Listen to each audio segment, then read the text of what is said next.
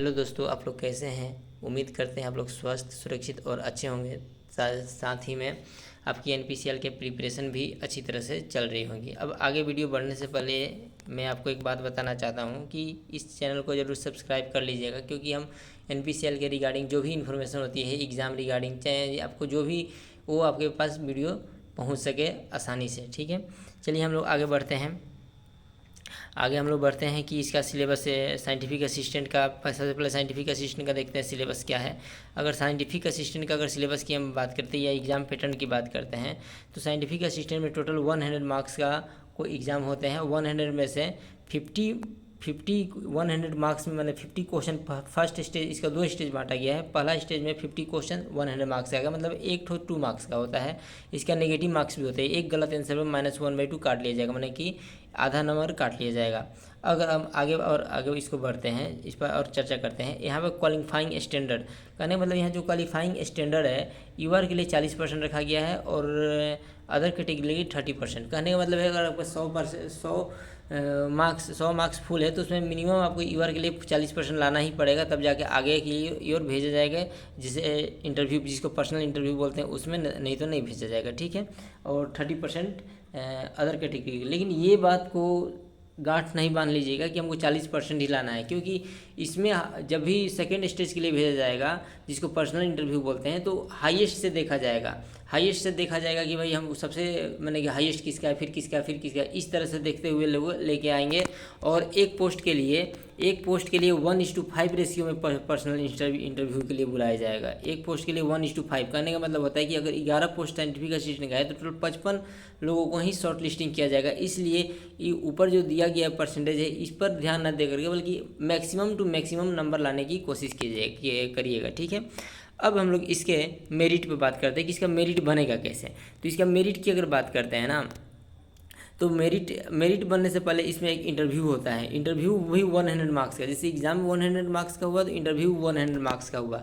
और जो मेरिट बनता है ना, वो मेरिट बनता है आपका वो 50:50। यहाँ देखिए, यहाँ लिखा हुआ है कि 50:50। कहने का मतलब होता है कि स्टेज 1 में जितना मार्क्स आया उसका 50% लिया जाएगा, और स्टेज 2 में जितना आया है, मतलब इंटरव्यू में आपका जितना मार्क्स आया है उसका 50% लेकर के ऐड किया जाएगा।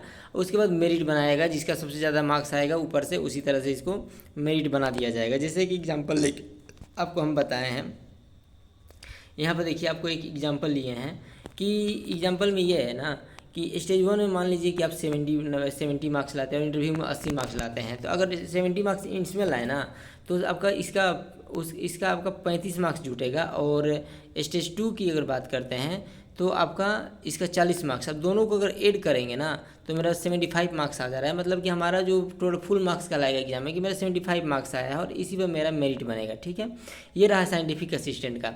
अब इसके बाद आते हैं कि टेक्नीशियन और प्लांट ऑपरेटर का क्या स्थिति है, उसका सिलेबस, उसका एग्जाम पैटर्न क्या रहने वाला है। अगर इसकी एग्जाम पैटर्न की बात करते हैं ना, तो अगर इसकी एग्जाम पैटर्न की बात करते हैं तो इसमें भी टोटल, इसमें 2 स्टेज, इसमें 3 स्टेजेस होते हैं। केवल टेक्नीशियन का 3 स्टेजेस होते हैं, प्लांट ऑपरेटर के लिए 2 स्टेज होते हैं। अगर 3 स्टेज की बात करते हैं टेक्नीशियन की, तो ये दोनों, ये फर्स्ट स्टेज जो होता है ना, उसमें प्लांट ऑपरेटर और टेक्नीशियन दोनों का कॉमन होता है। इस बात को ध्यान रखिएगा। और इसमें जो की होता है ना, इसमें टोटल 50 क्वेश्चन पूछे जाएंगे 150 मार्क्स का, मतलब कि 3 मार्क्स का होता है। इसका नेगेटिव मार्किंग भी होता है, एक गलत होने पर 1 मार्क्स डिडक्ट कर लिया जाएगा। ठीक है, तो नेगेटिव मार्किंग से आप लोग बचिएगा। और ये चूँकि जो फर्स्ट स्टेज होता है ये केवल क्वालिफाइंग होता है। कहने का मतलब होता है कि भाई युवा जो भी व्यक्ति, जैसे कि अगर 155 मार्क्स का जो 40% अर्जित कर लेगा ईवर में, उसको क्वालिफाई मान लिया जाएगा। और जो लोग अन्य कैटेगरी के हैं, ओबीसी, ईडब्ल्यूएस और भी और कैटेगरी हैं, एसटी, एससी, ओबीसी, ये सब जो कैटेगरी है वो 30% अगर ला दिए तो उनको क्वालिफाइंग मान लिया जाएगा, उसको सेकंड स्टेज के लिए भेज देगा। और ये फर्स्ट से सेकंड स्टेज जो होता है लगभग दोनों एक ही दिन होता है। ठीक है, क्योंकि मेरे समय भी ऐसे ही हुआ था, दोनों एक ही दिन हुआ था। अब इसके बाद में देखते हैं कि स्टेज 2 में क्या होता है। स्टेज 2 में जो होता है ना, ये इसको ट्रेड टेस्ट बोलते हैं। ट्रेड टेस्ट जो होता है ना, दरअसल में ये ट्रेड रिलेटेड क्वेश्चन पूछते हैं। अब ट्रेड रिलेटेड टेस्ट किसको बोलते हैं, जैसे कि मान लेते हैं कि अगर हम फीटर ट्रेड से किए हैं तो फीटर से रिलेटेड ही क्वेश्चन इसमें 50 क्वेश्चन डाल दिया जाएगा, ठीक है।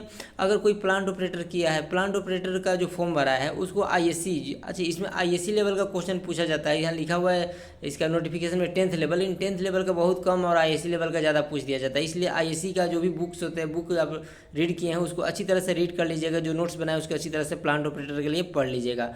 और इसमें आईटीआई का जो और टेक्नीशियन में जो कि आईटीआई का जो जिसको मेंटेनर बोलते हैं, आईटीआई का पूरी अच्छी तरह से पढ़ाई रखिएगा। खास करके नीमी बुक पढ़िएगा, क्योंकि नीमी बुक से ही पूरा पूरा क्वेश्चन छाप दिया जाता है, एक दो क्वेश्चन को छोड़ दिया जाए तो।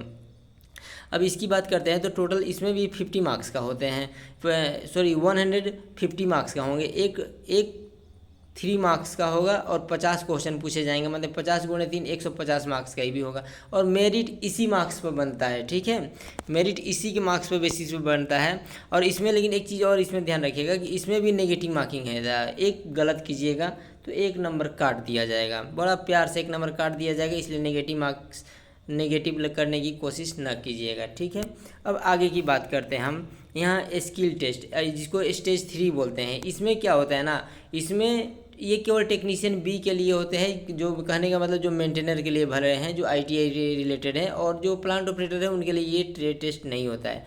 इसमें जो होता है 1:5 रेशियो में कैंडिडेट को बुलाया जाता है, जिससे जितना पोस्ट ना 95 पोस्ट है तो उसका 5 गुना लोगों को यहाँ पर बुला लिया जाएगा, समन कर लिया जाएगा कि भाई आइए आपका स्किल टेस्ट होगा। और ये जो होगा ना, ये केवल क्वालिफाइंग बेसिस होगा, गो और नो गो बेसिस पर। कहने का मतलब होता है कि इसका क्वालिफाइंग स्टैंडर्ड एक रखा गया है। क्वालिफाइंग स्टैंडर्ड क्या रखा गया है कि ये टोटल अगर 100 मार्क्स का होगा ना, अगर 100 मार्क्स का होगा तो ईवार को इस प्रैक्टिकल में 50% लाना ही होगा, और अदर जो कैटेगरी है उनको 40% इस प्रैक्टिकल टेस्ट में लाना ही होगा। अगर इससे 40% से कम आया तो आपको नो को घोषित कर दिया जाएगा, मतलब कि अब आप आगे नहीं जाइएगा, अब आप अपने घर जाइए। लेकिन अगर आपका 40% से कम रहा अदर कैटेगरी का, तो ईवर 50% से कम रहा तो उसको नो गो किया जाएगा। इसके ऊपर जो भी रहेंगे तो सबको गो। अब इसके बाद लेकिन इसमें मेरिट जो बनेगा वो आपका मेरिट जो बनेगा ना, वो स्टेज 2 के आधार पर बनेगा। स्टेज 2 में आपका कितना मार्क्स आया है उसके आधार पर आपका मेरिट बन जाएगा, ठीक है। Thank you for watching this video.